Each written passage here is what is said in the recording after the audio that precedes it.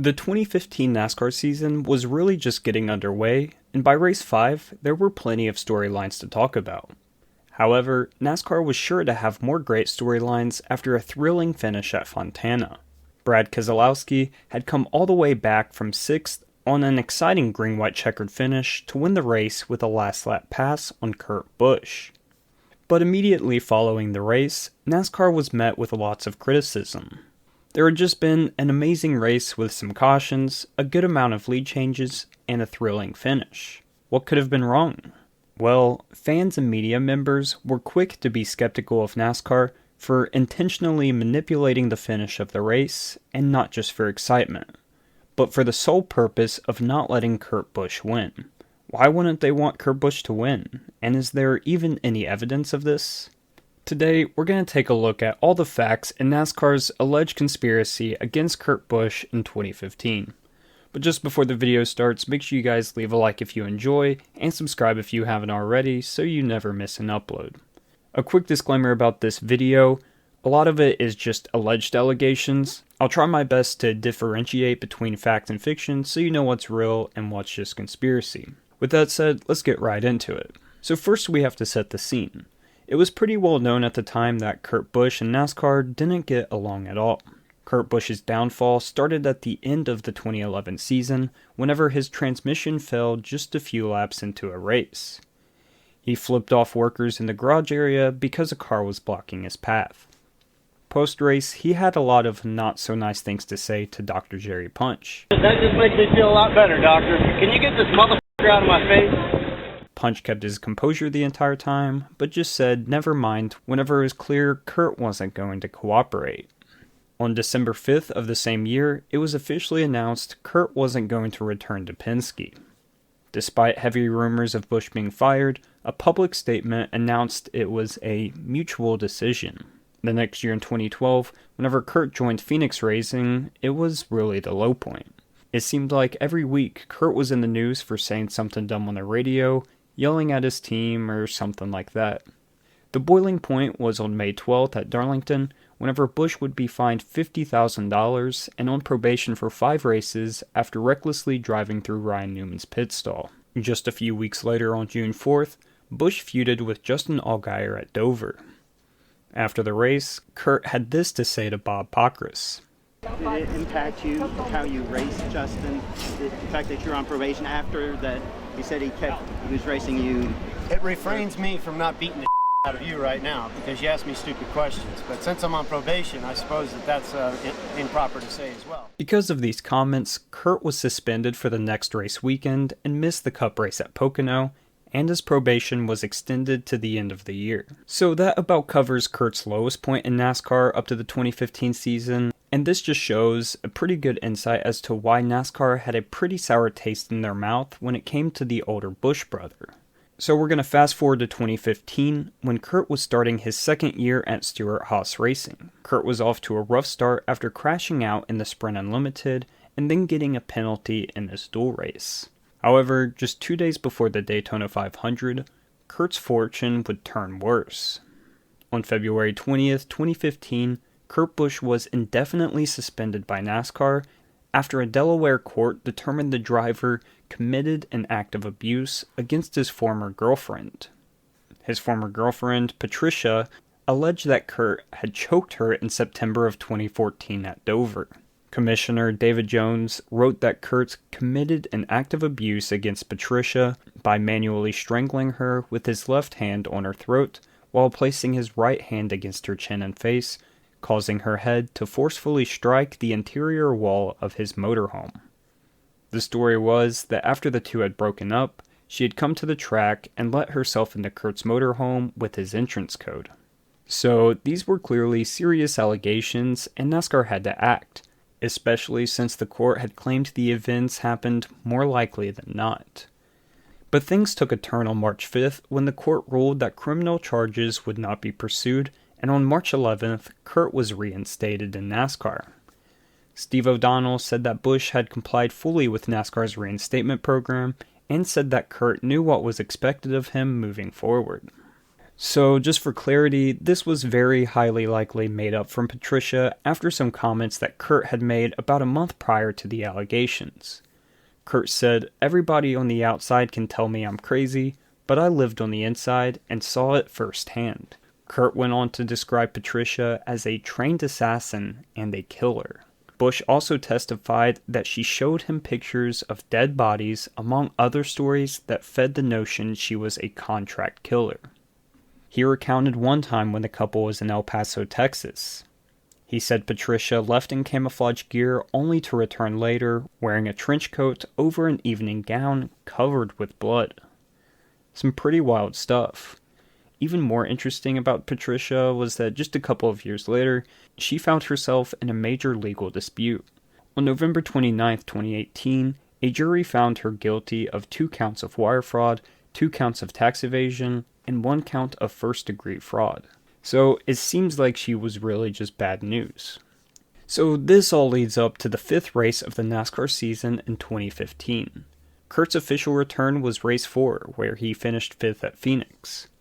For Fontana, Busch was the fastest in practice and qualified on the pole. After leading the first 5 laps, he didn't lead again until about halfway through the race on lap 95 for another 5 laps. He went on to lead much more throughout the race and ended up leading the most laps of any driver. So this brings us to 15 laps to go in the race. A famous 2010's phantom debris caution was thrown, and all the teams had to come down pit road. The leader at the time, Matt Kenseth, had trouble exiting his box, so Kurt Busch was in second place on the restart. The race restarted with 11 to go, and by the exit of turn 2, Kurt had the lead. As the laps winded down, Kevin Harvick was closing on Busch, but just couldn't get a move done. With 2 laps to go, Busch widened the gap and left Harvick in the dust, and seemed to have the race won. But with half of a lap to go before the white flag, another caution came out. This time, again for debris. This is just a call that can't be made when the leader is 10 seconds from the white flag, especially since it looked like a piece of wadded up paper or plastic that wasn't even in the main racing line. Regardless, they were re-racked and had another shot at it. On the first green-white-checkered attempt, Busch did an amazing job to get clear of Harvick by the exit of turn 2. Again, the caution came out, but this was a sizable piece of debris that came off of Kyle Larson's car. On the next green-white-checkered attempt, Brad Keselowski crucially pitted for right-side tires while the top 5 had stayed out. He was in second place, chasing Busch with 1 lap to go when Greg Biffle crashed behind them. Despite throwing 2 blazing quick yellows for debris just minutes ago, NASCAR decided to keep the race green with a wrecked race car on the front stretch. Ultimately, Brad's fresh tires were too much for Kurt to handle, and Brad went on to take the win. So this is whenever a lot of people got suspicious. Why did NASCAR throw 2 quick cautions for debris with 2 laps to go and on the first green-white-checkered attempt, but didn't throw a caution for Greg Biffle actually wrecking on the final lap? So this is where the conspiracy comes in. Many fans believe that NASCAR didn't throw the yellow on the last lap because that would have handed the win to Kurt. Matt Kenseth had this to say after the race. "We got ourselves in a position really nicely, and there's a debris caution, and you can't find debris anywhere. I didn't see any that caution on the next one, so that's always disappointing." So this just sums up most people's reactions. There was just no reason to throw these cautions. At this time, it was pretty well known that NASCAR would throw excitement cautions, so that gives an answer for the first debris caution, although a bad one. But this would have been a new low for NASCAR to throw a made-up caution for debris half of a lap before the leader took the white flag. In response to this caution, Sprint Cup Series director Richard Buck said there were multiple reports of a piece of metal in the racing groove. A caution was called, but then a car hit the debris before it could be picked up. Despite this claim, there were no reports from drivers that they had hit a piece of metal, nor was this piece of debris ever located. And based on social media, fans weren't convinced either. Nick Bromberg from Yahoo Sports reported, "NASCAR conspiracy theorists are ridiculous. No, NASCAR wasn't rigging races for Jimmy Johnson during his 5-year title run. No, the sport doesn't manipulate things to benefit Dale Earnhardt Jr. whenever possible." The list goes on. But if you want to make a conspiracy theory based on what you saw as a television viewer of Sunday's race at Auto Club, you've got it pretty easy. Nick concluded that this wasn't a conspiracy, but rather an inexcusable mistake, but acknowledged how it looked. It looks like NASCAR was trying to prevent Kurt Busch from winning the race. Jeff Gluck, who was writing for USA Today at the time, covered the incident in an article, and like Nick, concluded that conspiracy was quite unlikely, but acknowledged how fishy it was. The situation even prompted Mike Joy to call for NASCAR officials to show debris for all debris cautions on TV, and if it couldn't be shown, then they need to tell the TV team why, so that fans could know exactly what happened. On places like Reddit, fans talk about the incident as concrete evidence for a conspiracy. So obviously, in this conspiracy theory, there's no hard evidence like a text message or an eyewitness, but I think it's pretty evident. According to an online survey, 69% of fans thought this race was fixed. So let's imagine for a moment this is true. Why would NASCAR conspire against one of their own drivers?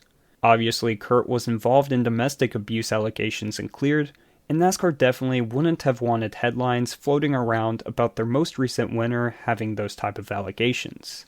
I think more context is important here as well, and supports that NASCAR really may have manipulated this race. Just a few months beforehand was the whole Ray Rice incident with the NFL, and they faced heavy scrutiny.